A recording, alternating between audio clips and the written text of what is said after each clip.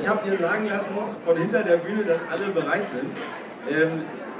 Ich weiß nicht, wir haben das letztes Jahr zum ersten Mal gemacht. War irgendwer letztes Jahr dabei?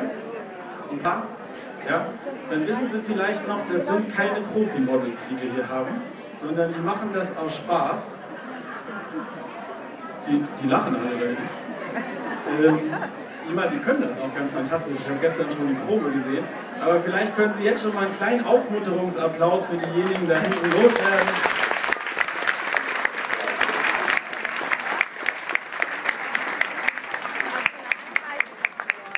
Damit ihr auch mit einem Lächeln rauskommt und nicht mit Angst erfülltem Gesicht ausgehalten. So, ich habe Ihnen ja versprochen, verantwortlich für das Ganze hier heute Abend ist die Firma Tommy Tinker aus Cuxhaven. Das macht eine junge, erfrischende Unternehmerin, die Mareike Bugdorn. Ich verkneife mir in diesem Jahr jegliche Sprüche dazu, dass ihr Mann bei uns arbeitet.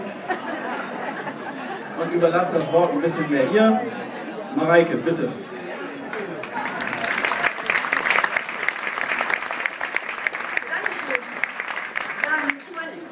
Hier sein zu dürfen und so viele Leute begrüßen zu dürfen.